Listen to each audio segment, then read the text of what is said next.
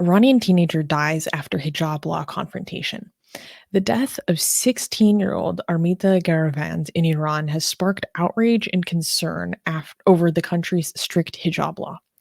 Armita allegedly had a confrontation with officers enforcing the mandatory Islamic dress code in the Tehran metro on October 1st. She fell into a coma immediately and following the encounter and was later pronounced brain dead. Despite officials' denials from the Iranian authorities about the circumstances leading up to her coma, human rights groups publicized her condition by sharing photos of her unconscious and on life support. Iran's official Islamic news agency, or IRNA for short, reported, quote, "Unfortunately, she went into a coma for some time after suffering from brain damage. She died a few minutes ago." This incident adds to growing dissent in Iran, particularly following the death of 22-year-old Mahsa Amini, who died last year in custody after a similar confrontation with the morality police. Since Amini's death, there has been a noticeable increase in Iranian women appearing unveiled in public in defiance of the law.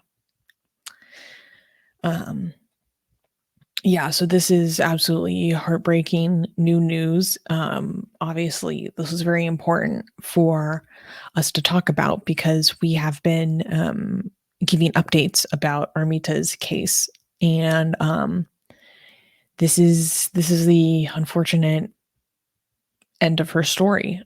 Armin, I was curious about what you've been hearing about this from the Persian side of things, because the news came out that she died in English, but there hasn't been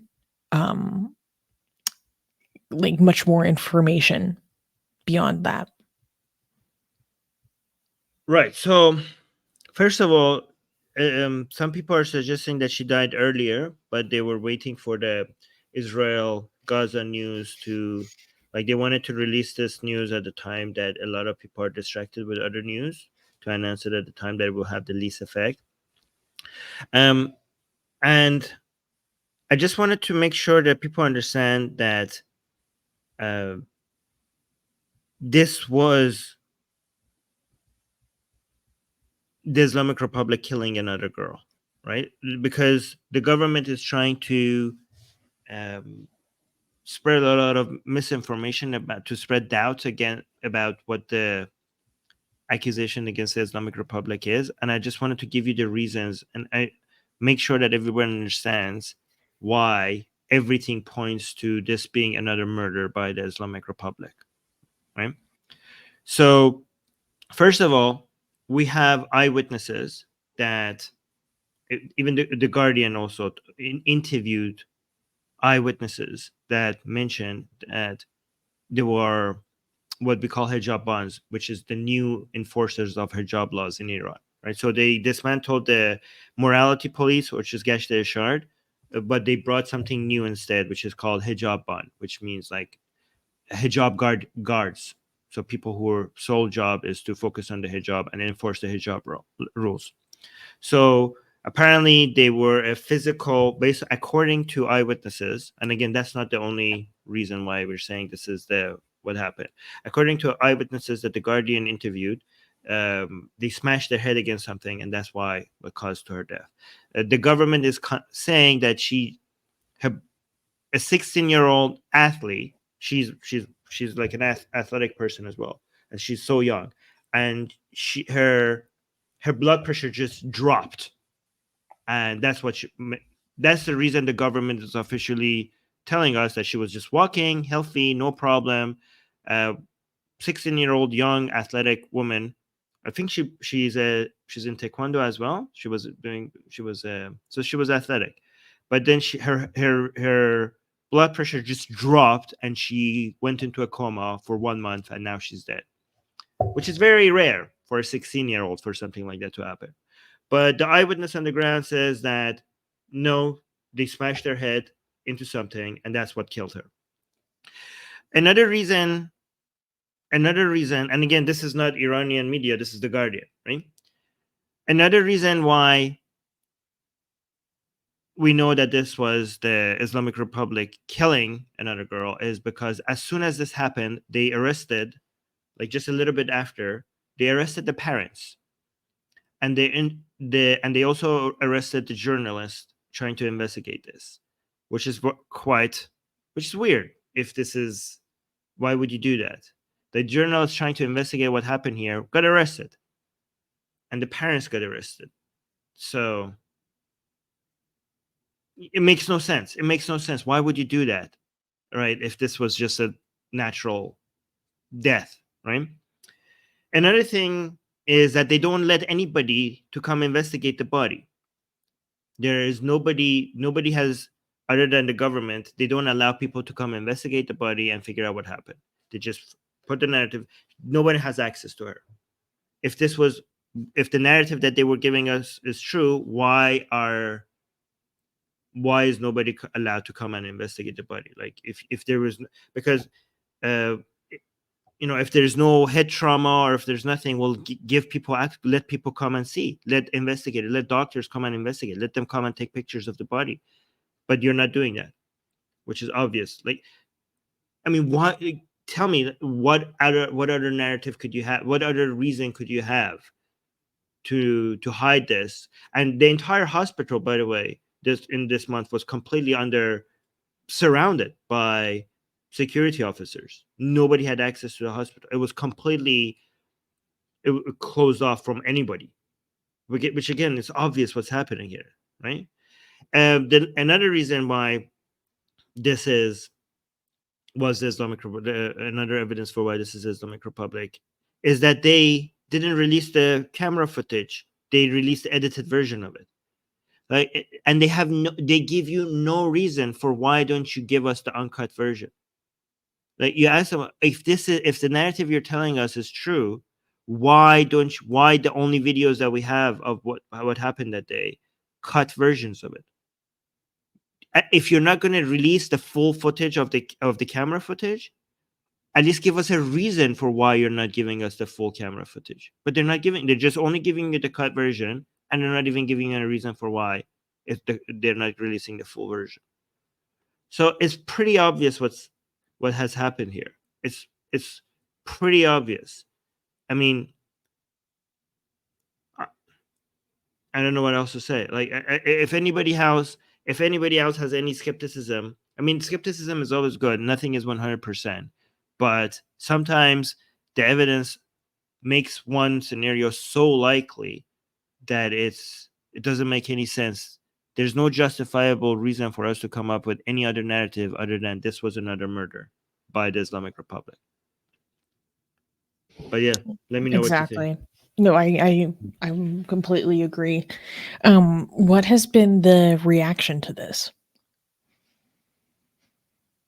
Unfortunately, not much. The government there's some backlash. There were some, I saw there was some chanting off of the rooftops in Iran, people chanting against the Islamic Republic after this happened.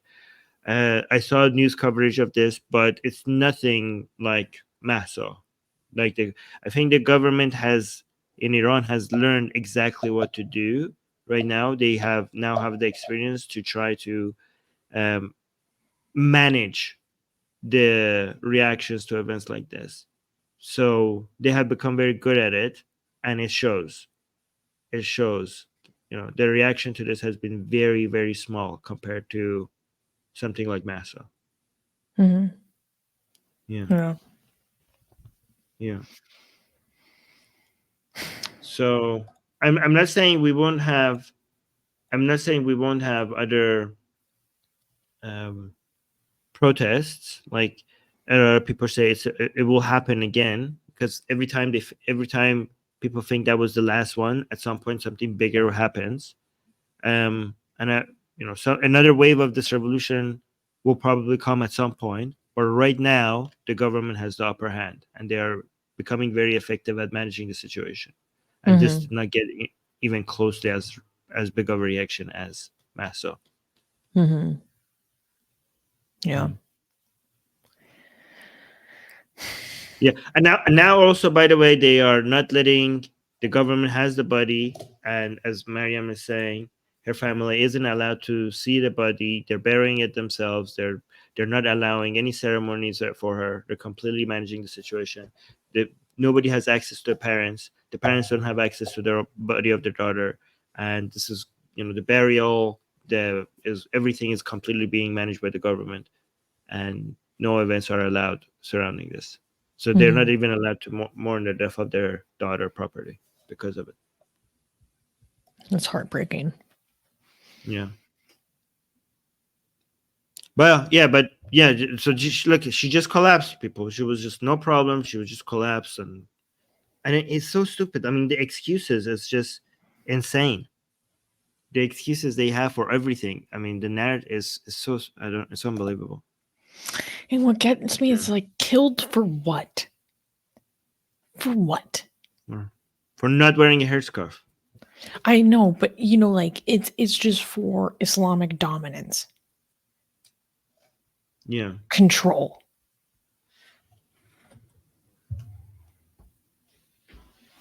Yeah.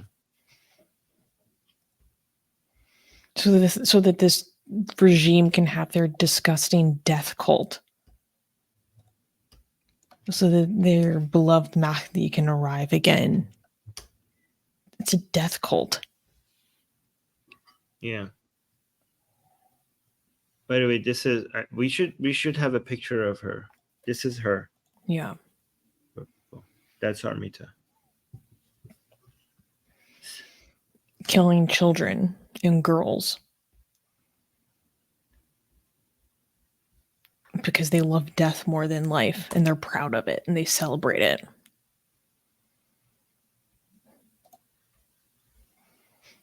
The situation is so much like Mahsa, so much like Mahsa. It was just a repeat of that same thing. Yeah. Anyways, but thank you, Susie, for bringing this to everyone's attention, because, and it's not getting the coverage it needs around the world. Yeah.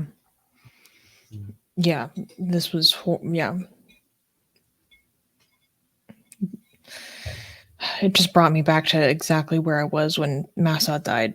It's such an explicit memory in my brain. I remember exactly where I was when I found out and how I felt. And it just brings it all right back. Yeah. Okay. Okay, so we got a super chat. Let's read the super chat before we go to the next news. Do you want to read this one while I get the next Colin news? gave us $5. Thank you, Colin. And love you guys so much, but please correct previous statements made. Jews settling in empty desert and so on when thousands were killed and kicked out. I have no idea what he's talking about. Yeah, but these don't contradict each other. There were most of the land that were given to the Jews were empty land. Most of it was empty land. That's correct. The fact that so many of them were kicked out does not contradict the fact that most of the land that were given to the Jews when they came and settled in Israel were empty land. These two things can be true. Oh, you're and a lot of talking them about were not. previous agreements. Yeah, and again, this is and also, please, you should also mention that a lot of them were not kicked out. A lot of them moved out in response to the war that the Arab countries started. Right? So a lot of them decided to leave because war started, and war started because all the neighboring Arab countries of Israel decided to attack Israel at its foundation. Just because they couldn't tolerate Jewish people living next to them, even though the Palestinians were being offered their own country as well. The Palestinians were being given a country, and the Jewish people were also being given a country, and the best of the lands were being given to Arabs. The worst of the lands were being given to the Jews, and the Jewish people accepted that offer, and the Palestinians did not. They said, like, no way, we do not want to share. All of this belongs to us. If they had accepted it, again, not all Arabs, but the Arabs at that time, the ones involved in the decision making, if they accepted it, the Palestinians would have a country right now. But because of anti-Jewish hatred, they decided to start a war, and that war that the Arabian countries started is what led to Jewish people having to leave that land. So also mention that as well. I'm not saying that the Jewish people at that time, many of them did not commit crimes. They did. Some of them started forcing a lot of people out of their homes. there were terrorist activities from both sides at that time. I accept that, but please also note the fact that this whole Arabs leaving that land and losing their homes started because of the Arab countries not being able to tolerate Jewish people living there. That's how it started. Before that, most the lands that the Jewish people were the ones that they were taking that was already occupied was being purchased before this. People losing their homes started when the Arab countries started a war. Do you know who makes the most amazing, gorgeous, and other adjectives that I can't use here on YouTube, blasphemous art ever? We do! And for some reason, we are giving it away for free. Download them now using the link in the description before we change our mind.